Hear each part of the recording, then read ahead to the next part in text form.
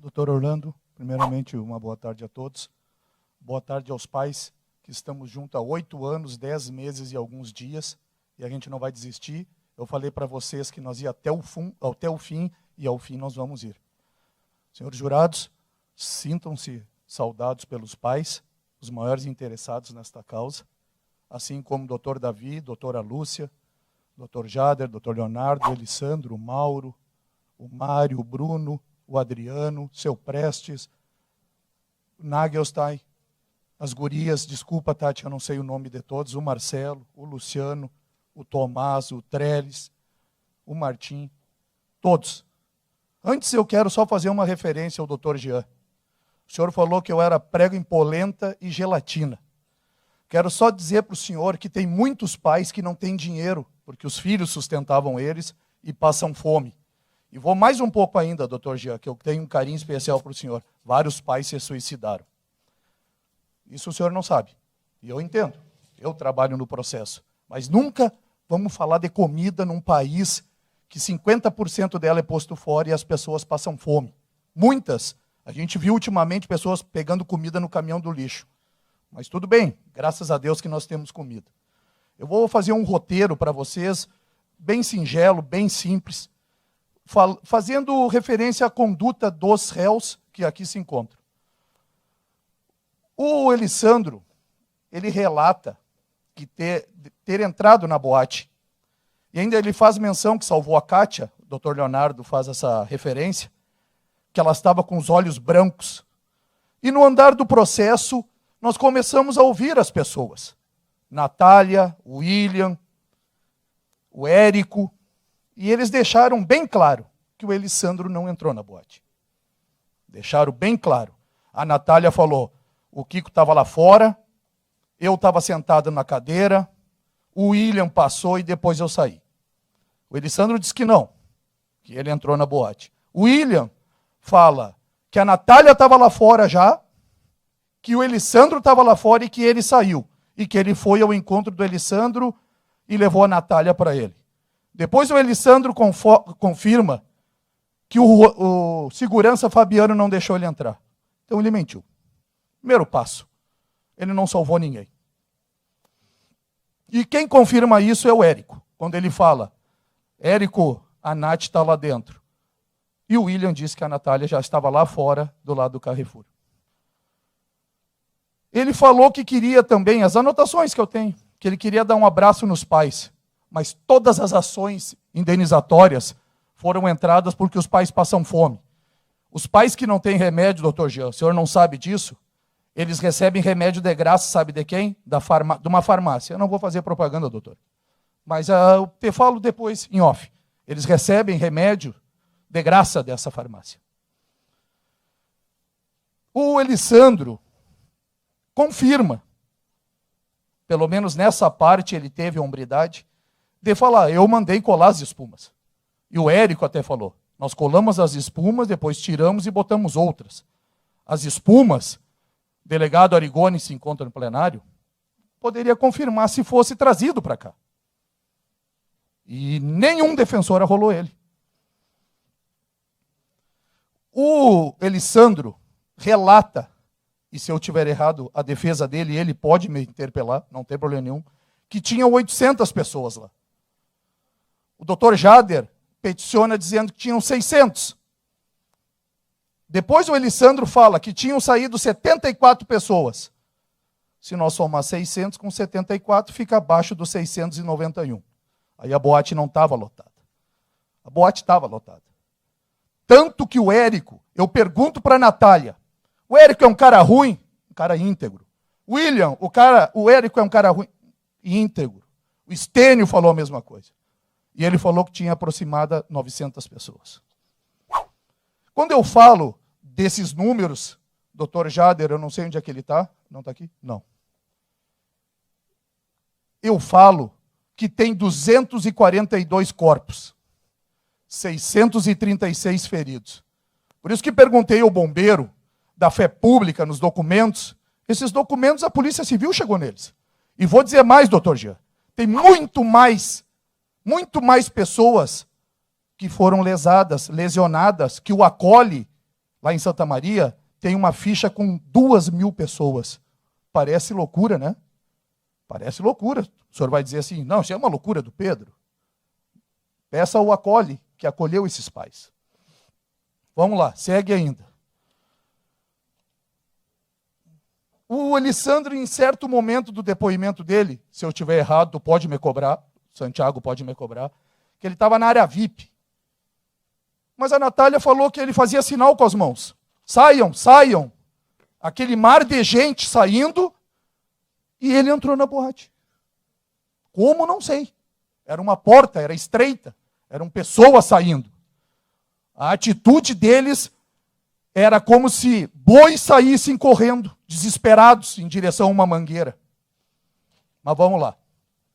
Extintor vazio, superlotação, espumas, cortinas e o principal, o fogo. Eu fico me perguntando, se não tivesse fogo, será que as pessoas iam ficar desesperadas, morrer, enlouquecidas? Por isso que perguntei, doutor Orlando, ao bombeiro, se não tivesse posto fogo lá, se a porta fosse menor ainda, se nós botasse mais gente lá dentro, será que morreriam? O senhor poderia me dizer, doutor Jean, se o fogo foi o causador? Se não tivessem posto fogo na boate, as pessoas não iriam morrer. E o Mauro e o Kiko, eles são os proprietários. E liberaram a boate para botar fogo, como o Luciano nos esclareceu. Como o Marcelo nos esclareceu. Como o Mauro sabia que no absinto já tinham posto fogo, e ele falou o quê? Não quero mais saber disso aí aqui. Mas na Kiss continua. O Érico, o íntegro, o policial militar, que conversava eu e o Felipe, eu falei para ele, esse cara não vai mentir. Esse cara vai falar a verdade. E o Érico falou, o Mauro tinha gerência na boate. Tanto que o Kiko fala para ele, eu tenho que falar com o Mauro. Um investidor, eu nunca, sinceramente, de coração, eu não sou investidor, eu não tenho dinheiro.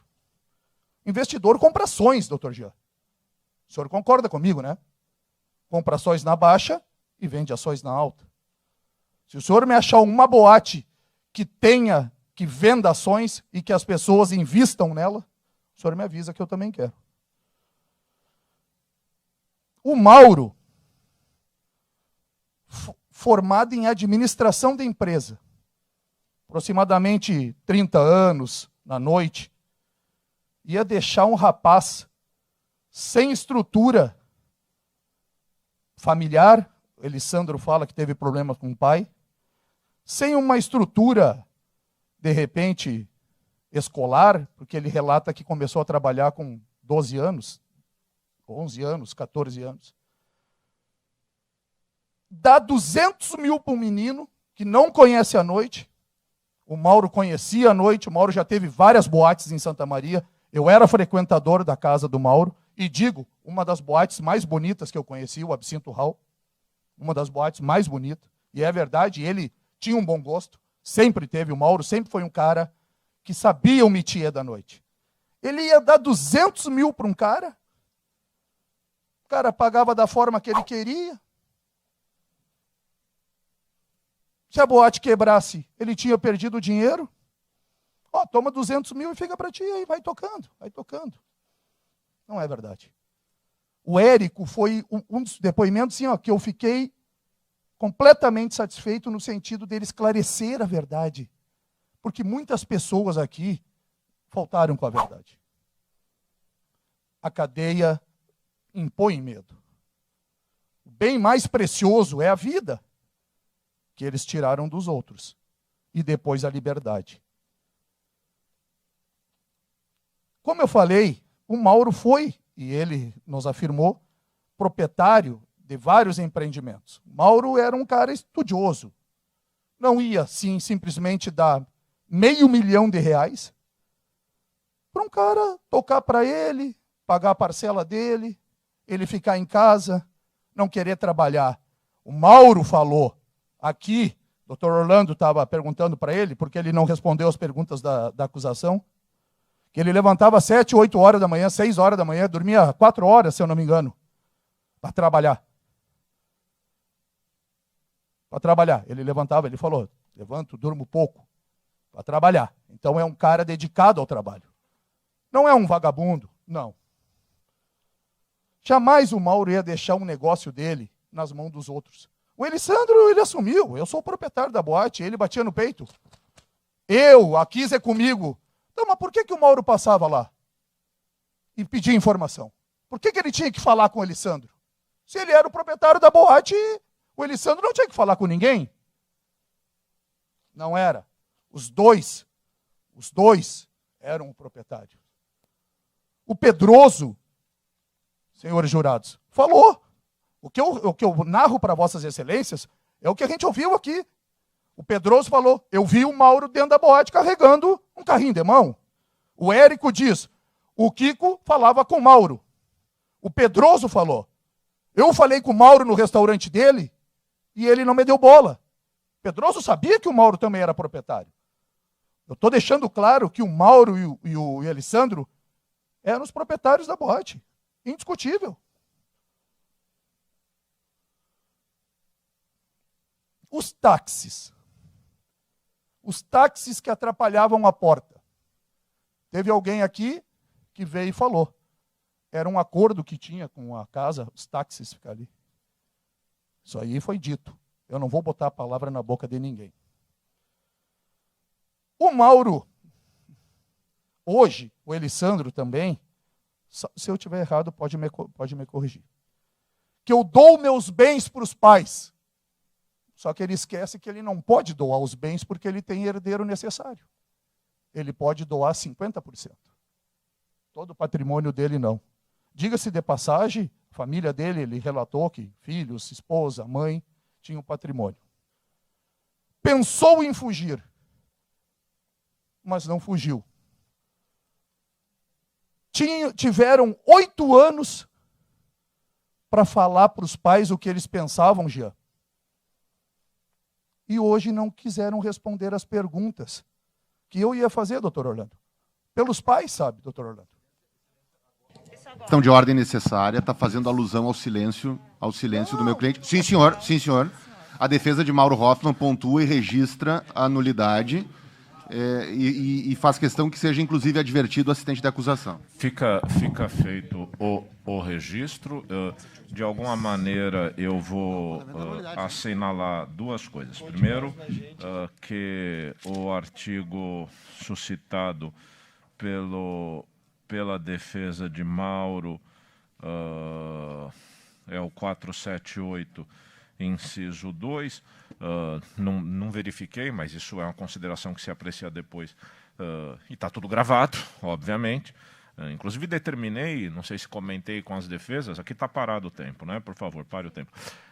Que depois toda a gravação seja materializada em CD para instruir o processo, de modo que aqui o que direi depois pode ser verificado pelos demais.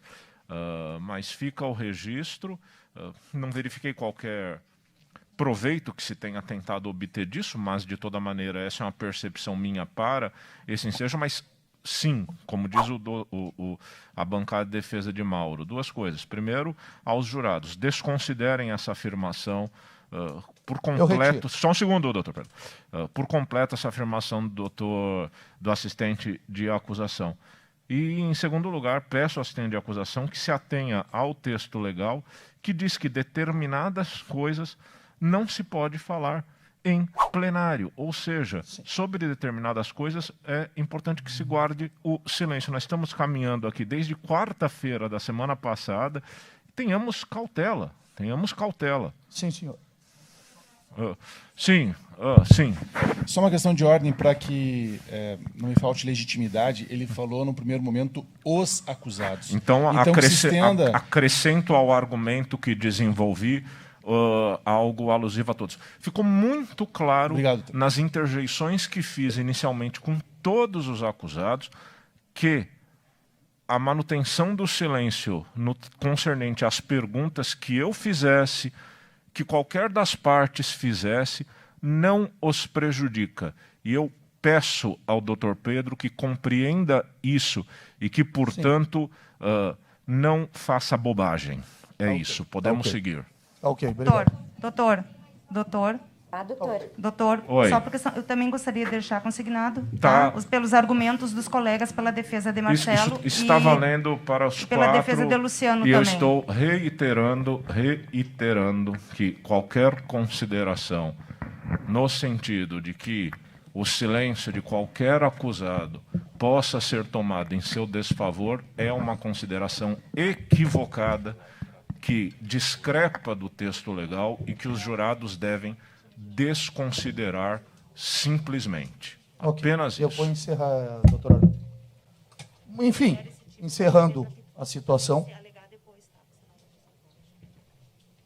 Se não tivesse os proprietários permitido o fogo na boate, a boate não incendiaria. Se não tivessem as pessoas comprado o artefato de uso proibido, a boate não incendiaria. Até porque é proibido o artefato pirotécnico em estádio de futebol, que é um local aberto. Se não tivessem os proprietários responsáveis comprado a espuma e colado com cascola, como foi referido, e não tivessem posto fogo, as pessoas não morreriam. Se a boate não tivesse lotada e se não tivesse posto fogo, as pessoas não morreriam.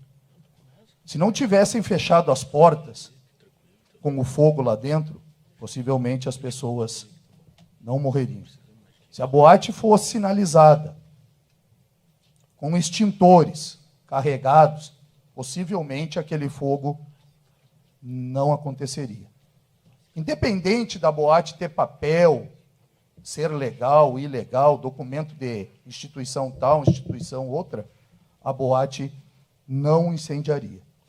Por fim, doutora Lucelena, terminando, a lotação era latente. A espuma, o Elisandro mandou botar. O fogo, o Marcelo e o Luciano são ligados ao fogo. Mauro restou provado ser proprietário. Por fim, tem um filósofo uruguaio chamado Eduardo Juan Culturi.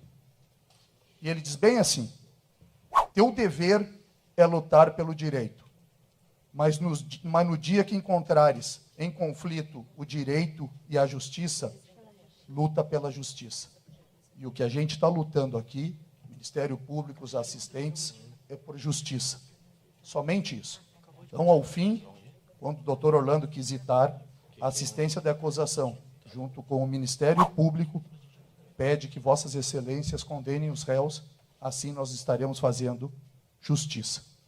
Estou passando a palavra para a doutora Lucelena, que está assumindo a bancada da acusação. Obrigado, doutor Orlando, obrigado a todos. Faltam, Lívia.